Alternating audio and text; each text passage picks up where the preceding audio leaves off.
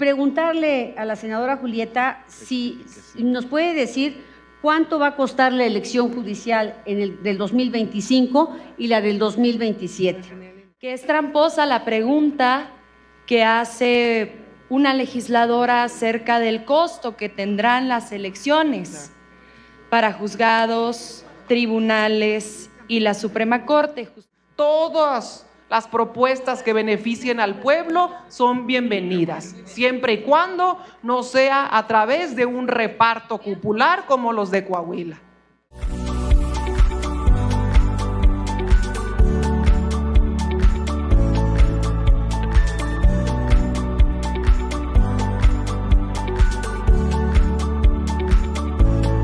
En el uso de la palabra, la senadora Julieta Andrea Ramírez Padilla, de Morena, para hablar a favor hasta por 5 minutos del presente dictamen. Adelante, senadora. Gracias, presidenta. Miren, la realidad es que podrán venir a decir muchas mentiras, pero no podrán negar que en este país la justicia es solo para quien puede pagarla. El 40% de las personas que están en la cárcel no tienen sentencia, no saben si son inocentes, si son culpables, pero ahí están, esperando, viendo su vida pasar encerrados. Solo son espectadores de un sistema judicial que a los pobres no los representa. Quienes tienen dinero rápidamente utilizan sus buenas influencias, sus buenas relaciones con jueces amigos, para que, sin importar la gravedad de sus delitos, reciban el beneficio de seguir el proceso en libertad. Algo así como el exgobernador Mario Marín, un protector de pedrastas que hoy está pagando su sentencia en la sala de su casa. El poder judicial está retacado de familiares, hijos, suegros, suegras, esposas, sobrinos, cuñados. Más del 70% de las personas que trabajan ahí ingresaron por el nepotismo que reina. Actualmente son los acuerdos cupulares, las redes de influyentismo, las que definen y nombran al 89% de los juzgadores. Es a ellos y a los grupos de interés y de poder a los que representan y a los que protegen. Solo así se explica el manto protector de impunidad con el que la presidenta del Poder Judicial cubre a Ricardo Salinas Pliego de que no pague lo que le debe a todos los mexicanos. Solo así se explica que el Poder Judicial haya impedido que la defraudación fiscal y las facturas falsas sean delito. Concluya, senadora. Concluyo. Esta reforma podría poner fin al círculo vicioso que existe del poder y del dinero que impera en el Poder Judicial, para que la justicia deje de ser un privilegio, para que la Corte deje de estar secuestrada. Y sí, la Presidencia de la República está renunciando a su facultad de proponer una terna, incluso de nombrar a ministros cuando los senadores no se pongan de acuerdo, y darle todo el poder al pueblo. Y si no les gusta, léanse el artículo 39 de la Constitución. Y ustedes, legisladores, legisladoras de oposición, ya voy a terminar, aún sabiendo que el humillado, que el olvidado necesita esta reforma, aún sabiendo que México respalda esta reforma, aún sabiendo del desprestigio del Poder Judicial, saben que el poder necesita transformarse y aún sabiendo esto, prefieren que todo siga tal y como está. Es el egoísmo encarnado, los privilegios encarnados en sus partidos que no entienden que este país se transformó y que el Poder Judicial no puede permanecer ajeno e intacto a una transformación social de las dimensiones que vive actualmente México. Es cuanto. Muchas gracias. Gracias, senadora. Tiene el uso de la palabra la senadora Carolina Villano, hasta por 1 minuto por rectificación de hechos. No, quiero ver si la compañera me permite hacer unas preguntas. ¿Cuál compañera? La que estuvo antes. La senadora Julieta. ¿Acepta, senadora? Sí, adelante. Hasta 1 minuto para la elaboración de la pregunta y sí, la acepta. Muchas gracias. Preguntarle a la senadora Julieta si nos puede decir cuánto va a costar la elección judicial del 2025 y la del 2027.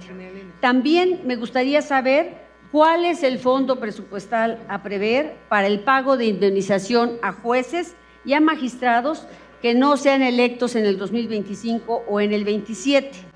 ¿Y quién va a garantizar que un ministro o magistrado o juez electos en el 2025 y 27 no despida a los secretarios de estudio y cuenta que son de carrera para colocar a sus afines partidistas? Son 3 preguntas.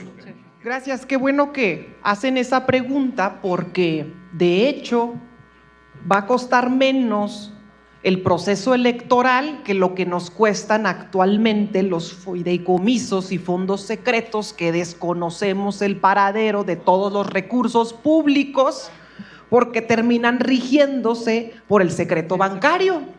Aún siendo fideicomiso público de un ente como el Poder Judicial, es un barril sin fondo y cuando queremos accesar a la información de en qué se ha gastado ese dinero, resulta que se rigen por el secreto bancario y no podemos saber ni siquiera el destino del recurso público, del presupuesto del pueblo. Pues justamente para acabar con ese desfalco, se prohíbe en el dictamen que se creen fideicomisos a diestra y siniestra, salvo que haya una ley que respalde su creación. Y particularmente el costo de la elección pues dependerá operativamente del Instituto Nacional Electoral, pero se estima que es un 30% de lo que actualmente nos cuestan los fideicomisos del Poder Judicial. ¿Es cuánto? Gracias, senadora Julieta. Adelante, senador Marco Cortés. Muchas gracias, presidenta. En el posicionamiento a favor de la senadora Julieta Ramírez, se refería que los más pobres no contaban con una buena defensoría de oficio. Pero la iniciativa que se está discutiendo no habla de fortalecer ni siquiera la defensoría de oficio. Nuestra propuesta es, en el voto particular, que se ponga al menos el 1% del PEF para el sistema de procuración de justicia, para el Poder Judicial. Nuestra propuesta es que los más pobres sí tengan una defensoría de calidad, bien preparada y de hecho que puedan elegir entre las diferentes opciones para que los defiendan y no estén en la cárcel gente que no debería de estarlo y que lo está porque no tuvieron una defensa correcta. La senadora Andrea Chávez, hasta por 1 minuto por rectificación de hechos, y me ha pedido desde hace rato la palabra la senadora Julieta Ramírez por alusiones personales. Adelante, senadora Andrea.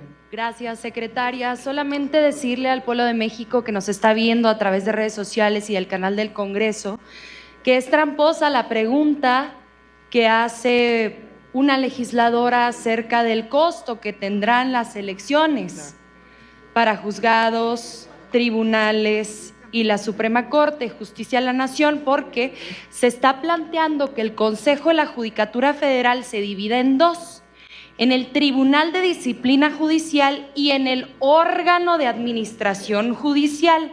Este último es el que va a crear los circuitos, es el que va a dictaminar cuáles van a ser las divisiones territoriales y de acuerdo a estas divisiones es que el Instituto Nacional Electoral organizará las elecciones y entonces podremos saber ¿Cuánto cuesta? Me sumo a lo dicho por la diputada Julieta Ramírez de que será más barato en términos de lo que nos vamos a ahorrar para que ministros ya no permitan la evasión y la elusión fiscal, pero también menos recursos hacia sentencias que son completamente injustas y menos recursos para los particulares que se defienden en casos que duran 15, 18, 25 años. Muchas gracias. Gracias, senadora. Tiene el uso de la palabra por alusiones personales la senadora Julieta Ramírez. Adelante. Hasta Gracias. por un minuto. Gracias. Perdón, 2 minutos. Gracias. Miren, es que es muy incongruente la narrativa que siempre utilizan, porque cuando se votó la reforma eléctrica decían sí a una reforma, pero no ahorita. Cuando se votó la reforma electoral, decían sí a una reforma electoral, pero esa no. Ahora que estamos votando la reforma al Poder Judicial, dicen, no, sí, claro, una reforma al Poder Judicial, pero esa que tienen ustedes, no. En realidad, se cubren con la bandera de la ilegalidad, de la legalidad, de la independencia, de la imparcialidad, para esconder sus más viles propósitos. Y no es cierto, nunca es cierto que en verdad quisieran que el pueblo participe, porque se contradicen en los argumentos que han manifestado. Por ejemplo, dicen que apoyan a los estudiantes, pero en realidad les molesta pensar incluso que un joven recién egresado pueda participar en la convocatoria, que pueda participar, nada más. Miren, aquí estamos legisladores y legisladoras jóvenes, pues discúlpenme si les cuesta mucho trabajo reconocer que pueden participar un poder judicial que reconozca y que entienda una pluralidad cultural, social, ideológica, y no miembros de una casta política, no repartidos a través de acuerdos cupulares como de Coahuila. Pero bueno, Son ya 2 para minutos, terminar, sí, continúa, senadora. ya que tienen mucha prisa, nomás cuando les conviene, que me quedan 8 segundos, pero en el artículo 100, Marco, ahí puedes leer tu prisa sobre el Instituto Federal de la Defensoría. Está en el dictamen. Se nota que no leyeron ni el dictamen porque está en el artículo 100. Y no coman ansias, que vendrán las reformas secundarias. Aquí nos encontraremos en las reformas secundarias para que arrastremos en lápiz. Todas las propuestas que beneficien al pueblo son bienvenidas, siempre y cuando no sea a través de un reparto cupular como los de Coahuila. Gracias. Gracias, senadora Julieta.